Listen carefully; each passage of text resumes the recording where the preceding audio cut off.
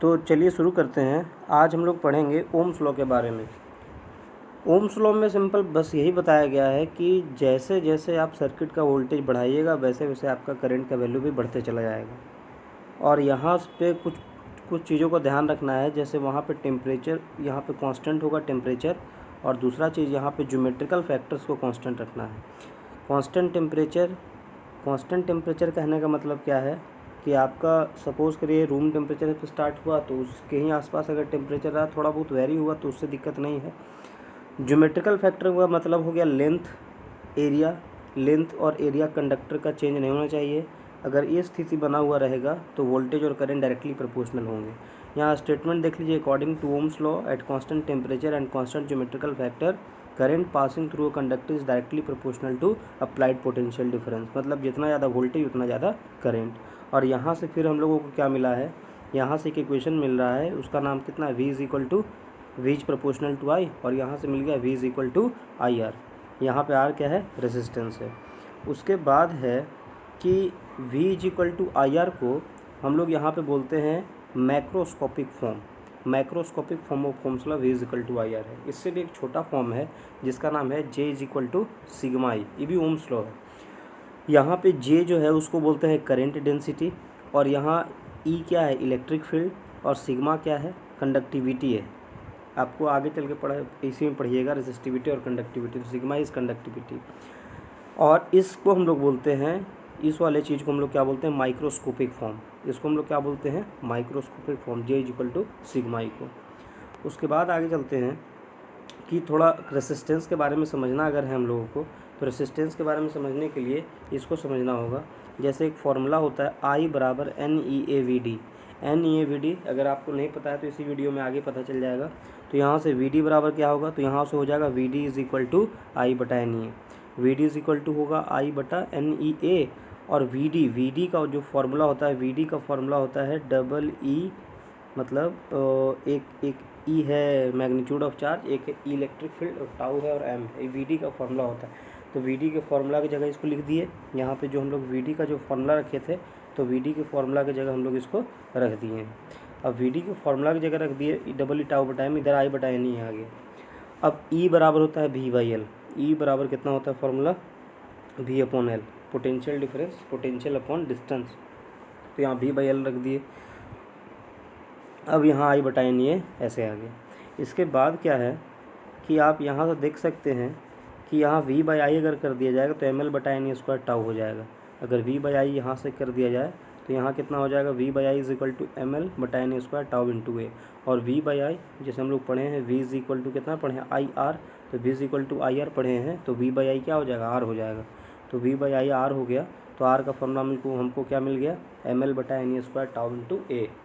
पहले से जानकारी क्या है हम लोगों के पास, पहले से जानकारी है कि जो R होता है डायरेक्टली प्रोपोर्शनल होता है लेंथ के, और R होता है इन्वर्सली प्रोपोर्शनल एरिया के। दोनों को मिला दिया जाए, दोनों इक्वेशन को, from equation first and second, तो R is equal to resistance is equal to rho L बटा ए। यहाँ पे इस फार्मूला को देखिए और इस फार्मूला को देखिए, दोनों रेसिस्टेंस का फार्मूला है। यहाँ भी L बटा ए है, यहाँ भी L बटा ए है। तो रेसिस्टिविटी किसका जगह ले लेगा, तो रेसिस्टिविटी जगह ले लेगा किस चीज़ का, तो आप यहाँ देख सकते हैं M बटा NE स्क्वायर टाउ का जगह ले लेगा, ठीक है। और जब रेसिस्टिविटी इतना हो गया तो हम लोग यहाँ पे कंडक्टिविटी के फार्मूला के बारे में समझ सकते हैं। तो कंडक्टिविटी का फार्मूला यहाँ पे कितना हो गया, जस्ट इसके अपोजिट, तो यहाँ है M बटा NE स्क्वायर टाउ, तो यहाँ हो जाएगा NE square tau upon M हो जाएगा। ये कंडक्टिविटी हो गया। इसका मतलब क्या है कि रेसिस्टिविटी अपोजिशन है करंट का, क्योंकि R के डायरेक्टली प्रोपोर्शनल है।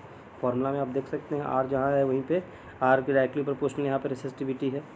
तो R के डायरेक्टली प्रोपोर्शनल रेसिस्टिविटी हो गया, तो हम यहाँ पे लिख सकते हैं कि resistivity is also opposition to current but it does not depend upon geometrical factor. आप यहाँ फार्मूला में देख सकते हैं कहीं भी ना लेंथ है ना एरिया है, तो रेसिस्टिविटी ज्योमेट्रिकल फैक्टर मतलब लेंथ और एरिया पर डिपेंड नहीं करता है। यहाँ तक बात सबको समझ में आ गया। अब इसके बाद जो हम लोग को समझना है, verification of microscopic form. Verification of microscopic form क्या था, microscopic form J is equal to sigma I। तो J का वैल्यू होता है I बाई ए, J होता है करंट डेंसिटी और J का फॉर्मूला होता है I बाई ए। तो हो गया यहाँ पे सिग्मा का भी फॉर्मूला भी हम ऊपर किए थे, NE square tau upon M, और E यहाँ पे E रह गया। आई बाई ए है, एन ई स्क्वायर, ऊपर भी न्यूमरेटर में भी ए से गुना करिए, डिनोमिनेटर भी ए से गुना करिए, तो एन ई स्क्वायर ए टाउ बटा एम ए, और यहाँ ई क्या, इलेक्ट्रिक फील्ड हो गया। यहाँ जो टाउ बार बार जो वर्ड आ रहा है, टाउ होता है रिलैक्सेशन टाइम। टाउ क्या कौन सा टाइम होता है, रिलैक्सेशन टाइम। रिलैक्सेशन टाइम का मतलब हो गया कि आपका सिंपल शब्दों में समझा जाए कि रिलैक्स करने वाला टाइम, जिसमें इलेक्ट्रॉन जब भी इलेक्ट्रॉन टकराता है तो कॉलिजन के दौरान थोड़ा रिलैक्स करता है, तो उसको हम लोग बोलते हैं रिलैक्सेशन टाइम। ओके, उसके बाद हम लोग आगे बढ़ेंगे, तो आगे जो लिखा हुआ है आई बाई ए, एन ई ए ऊपर हो जाएगा, जैसे कि वहाँ पे एन ई ए और एन ई ए वहाँ से हटा दीजिएगा तो डबल ई टाउ बटा एम बच जाएगा, तो वहाँ से ऊपर हो गया N E A V D और नीचे ए रह गया, तो आई बटा A is equal to I बटा A, L H S is equal to R H S, हम लोग यहाँ का ये प्रूफ हो गया। ठीक है, इसके बाद हम लोग आगे बात करें कि यहाँ लिखा हुआ है कुछ क्वेश्चन है, क्वेश्चन को देखिए और समझिए, और क्वेश्चन को देखने समझने के बाद आप इसको खुद से सॉल्व करिए। स्क्रीन पे जो है लिखा हुआ, पहले सॉल्यूशन नहीं देखिए, पहले इसको देख के खुद से सॉल्व करिए। नहीं अगर बनता है तो इसी पेज में सॉल्यूशन दिया हुआ है, जैसे हम आपको बताते हैं। इसको स्क्रीन को पॉज करके अपने से बनाने की पहले कोशिश करिएगा। इसमें लिखा है कि if a wire has length नहीं, यहाँ क्या होगा, resistance. If a wire has resistance 4 ohm and it stress to double of its length, उसको खींच के डबल कर दिया गया है लेंथ के, तो नया रेसिस्टेंस क्या होगा। आप सिंपल शब्दों में याद रखिएगा, 4 गुना हो जाता है, यानी आंसर कितना होगा, 16 ओम होगा। लेकिन इसको हम लोग समझ लेते हैं 16 ओम होगा कैसे होगा। तो इसके लिए यहाँ देखिए अगर हम बात करें V1 is equal to V2, मतलब तार को खींच के लंबा कर देने से उसका वॉल्यूम में कोई चेंज नहीं आएगा, और इसका मतलब ये हुआ कि A1 L1 is equal to हो गया A2 L2, क्योंकि और यहाँ A1 L1 बराबर A2 और 2 L1, क्योंकि लेंथ जो है दूसरे वाले का पहले वाले से डबल है, तो L1 से L1 कट गया, तो यहाँ A1 बराबर 2 A2। जैसा कि हम जानते हैं R बराबर रो L बटा ए, तो शुरुआत वाला फार्मूला जो है शुरुआत में दिया हुआ है, तो 4 ओम है, यहाँ पे इसका वैल्यू निकल गया। अब रेसिस्टेंस 2 का वैल्यू निकालिए, तो रो L2 बटा A2, L2 का वैल्यू 2 L1 और A2 का वैल्यू यहाँ से निकाल दीजिए, कितना हो जाएगा, A1 बाई 2, तो 4 L1 by A1। Row L1 बटा A1 का वैल्यू हमको पता है 4, और 4 और 4 कितना हो गया, 16 हो गया। यहाँ से 4 और 4 कितना हो गया, 16 हो गया। तो इस तरह से 16 ओम इसका आंसर आ गया। अब चलते हैं दूसरे क्वेश्चन की तरफ, दूसरे न्यूमेरिकल की तरफ। दूसरा न्यूमेरिकल क्या कह रहा है, दूसरा न्यूमेरिकल कह रहा है कि यहाँ F2 कॉपर वायर हैज़ मास 8 ग्राम, मास कितना 8 ग्राम है, और कितना है, 12 ग्राम है respectively, and ratio of their length are 4:3, ratio कितना है, 4:3। तो कैलकुलेट करना है, क्या कैलकुलेट करना है, रेसिस्टेंस कैलकुलेट करना है। तो रेसिस्टेंस कैसे कैलकुलेट होगा, रेशियो ऑफ रेसिस्टेंस कैसे कैलकुलेट होगा, उसको देखिए। जैसे कि हमको पता है कि R का फॉर्मूला होता है रो L बटा ए, R का फॉर्मूला कितना होता है, रो L बटा ए, तो ऊपर भी L से गुना किए, नीचे भी L से गुना किए, तो हो गया रो L स्क्वायर, और एरिया इंटू लेंथ होता है वॉल्यूम, तो यहाँ वॉल्यूम हो गया। अब जब वॉल्यूम हो गया यहाँ पे, तो यहाँ से हम लोग निकाल सकते हैं कि रो L स्क्वायर, वॉल्यूम का फॉर्मूला था मास अपॉन डेंसिटी, तो मास अपॉन डेंसिटी यहाँ से आ गया। उसके बाद है R1 बटा R2, रेशियो निकालना है, तो रो L1 इस फार्मूला के अनुसार रो L1 का स्क्वायर D और M1, रो L2 का स्क्वायर D बटा M2।